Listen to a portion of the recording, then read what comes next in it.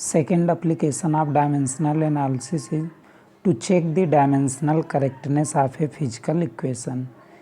Second application है क्या dimensional analysis का कि कोई भी अगर एक फिजिकल इक्वेशन दिया गया है तो उसके डायमेंशनल करेक्टनेस को हम चेक कर सकते हैं कि वो दिया गया फिजिकल इक्वेशन डायमेंशनली करेक्ट है या इनकरेक्ट है। तो इसके लिए हम क्या करते हैं, for this purpose we make use of principle of homogeneity of dimension, कि हम इसके लिए क्या करते हैं कि होमोजेनिटी ऑफ डायमेंशन के प्रिंसिपल का यूज करते हैं। होमोजेनिटी ऑफ डायमेंशन के प्रिंसिपल के अकॉर्डिंग क्या होता है कि अगर कोई एक फिजिकल इक्वेशन हमारा दिया गया है, जैसे हमारा v = u +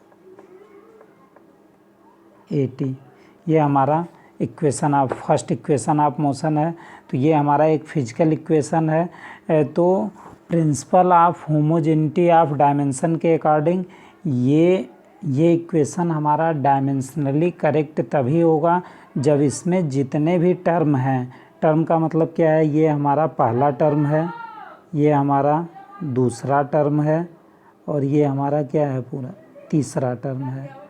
तो जितने भी टर्म हैं सभी टर्म्स का अगर डायमेंशन सेम होगा तभी ये फिजिकल इक्वेशन हमारा डायमेंशनली करेक्ट होगा, अदरवाइज़ ये डायमेंशनली करेक्ट नहीं होगा। तो इसके लिए हम क्या करते हैं कि हम सबसे पहले सभी टर्म का अलग अलग डायमेंशन कैलकुलेट कर लेंगे। v क्या है हमारा, v फाइनल वेलोसिटी v का डायमेंशन क्या होगा, Lt⁻⁻1। u क्या है, ये भी वेलोसिटी है, इनिशियल वेलोसिटी, तो फाइनल वेलोसिटी हो चाहे इनिशियल वेलोसिटी हमेशा डायमेंशनल फार्मूला सेम रहेगा। तो इसका भी डायमेंशनल फार्मूला Lt⁻⁻1। अब यहाँ पे a हमारा क्या है, देखिए v का डायमेंशनल फार्मूला Lt⁻⁻1, u का डायमेंशनल फार्मूला Lt⁻⁻1। अब ये दो टर्म के तो डायमेंशन सेम आ गए हैं, तो अब ये नहीं कि केवल दो टर्म के डायमेंशन सेम आ गए हैं तो पूरा इक्वेशन हमारा डायमेंशनली करेक्ट है। हमें क्या करना होगा, हमें तीनों टर्म का निकालना होगा, तो हम at का भी निकालेंगे। तो at का हम कैलकुलेट करते हैं, at का, तो at का क्या होगा हमारा, a हमारा क्या है एक्सेलरेशन का क्या होता है डायमेंशनल फार्मूला Lt⁻⁻2, और t हमारा क्या है टाइम का t हो जाएगा। अब दोनों को इसको मल्टीप्लाई कर देंगे इसके साथ और एक साथ लिख लेंगे, तो Lt पावर क्या आ जाएगा -1। ऑलरेडी हम देखे थे पीछे कि जो दो टर्म हमारे थे उनका डायमेंशनल फार्मूला हमें क्या मिला था, Lt⁻⁻1, और जो तीसरा टर्म है थर्ड टर्म, इसका भी डायमेंशनल फार्मूला हमें क्या मिला, Lt⁻⁻1।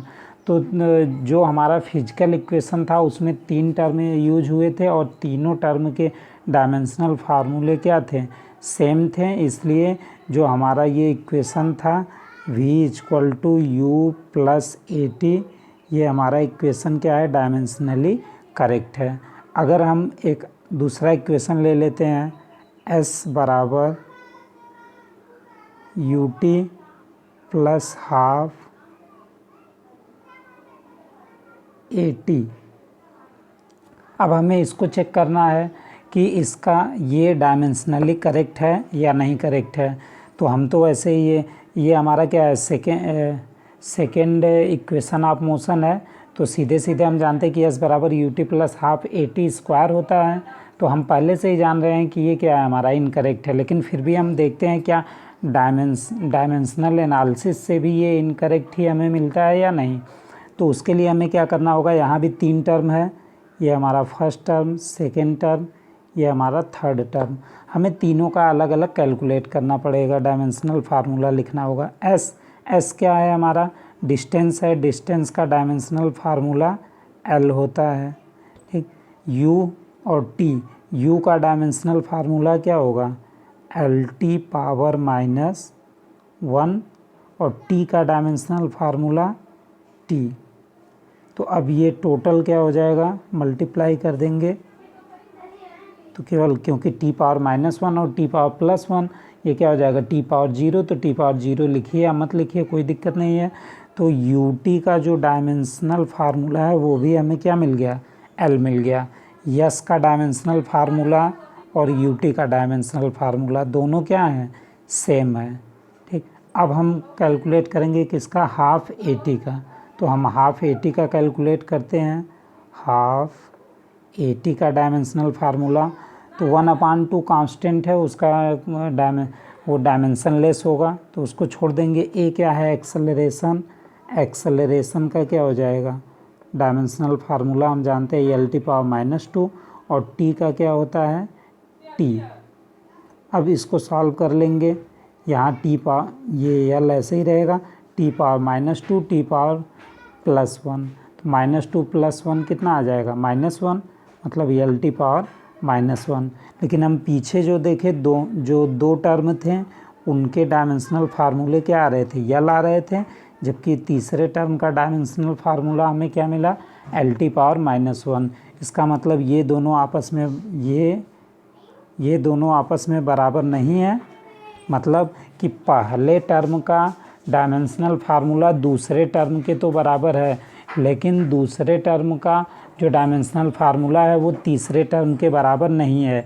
इसलिए जो हमारा इक्वेशन होगा वो हमारा डायमेंशनली करेक्ट नहीं होगा। कि जो ये इक्वेशन हम लिए थे s बराबर U T plus half A T, ये हमारा क्या है, डायमेंशनली इनकरेक्ट इक्वेशन है। क्यों, क्योंकि इन दोनों के तो डायमेंशनल फार्मूला सेम मिले, इन दोनों के डायमेंशन हमें सेम मिले, लेकिन इन दोनों का डायमेंशन जो मिला वो इसके डायमेंशन से अलग था।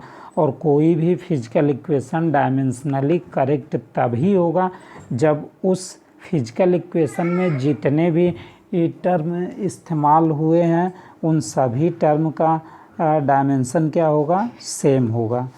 तीसरे टर्म का डायमेंशन सेम नहीं था तो इसीलिए हमारा ये क्या है, डायमेंशनली इनकरेक्ट है। ऐसे ही एक और देखते हैं एग्जाम्पल, ये हाफ एम भी स्क्वायर, कि हमें चेक करना है क्या ये हाफ एम भी स्क्वायर बराबर एम जी एच, क्या ये फिजिकल इक्वेशन डायमेंशनली करेक्ट है या इनकरेक्ट है। तो इसके लिए हमें क्या करना होगा, अब यहाँ पे केवल दो टर्म है, एक टर्म हमारा ये है, दूसरा टर्म हमारा ये है। तो हमें पहले टर्म का निकालना होगा डायमेंशनल फार्मूला। पहले टर्म का हाफ एम भी स्क्वायर का डायमेंशनल फार्मूला हम पहले कैलकुलेट करेंगे।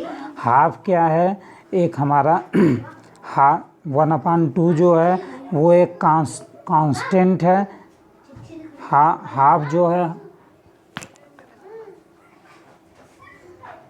1/2 जो है वो क्या है, हमारा एक कांस्टेंट है।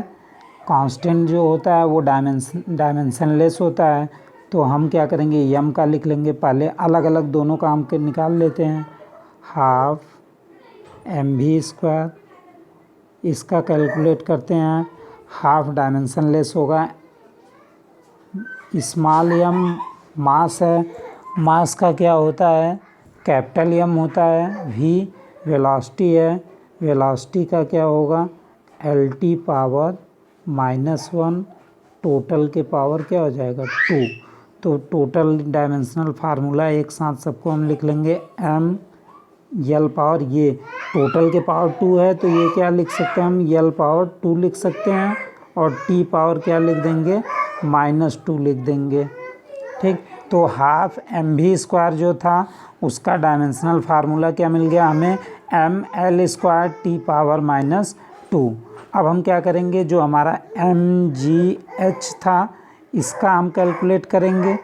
एम जो है एम का लिख लेंगे, एम का क्या होता है, कैपिटल एम हो जाएगा। जी क्या है, ग्रेविटेशनल एक्सेलरेशन। तो जो हमारा नॉर्मल एक्सेलरेशन का होता है सेम वही डायमेंशनल फार्मूला ग्रेविटेशनल एक्सेलरेशन का भी होगा। तो इसका क्या हो जाएगा, dimensional formula L T power -2। H क्या है, हाइट, हाइट जो है उसका डायमेंशनल फार्मूला क्या होगा, यल होगा, क्योंकि हाइट भी एक डिस्टेंस है। अब इन सबको हम एक साथ लिख लेंगे तो क्या हो जाएगा हमारा, एम एल पावर 2, क्योंकि यहाँ एल पावर 1 यहाँ एल पावर 1 तो एल पावर 2 और टी पावर -2 हो जाएगा।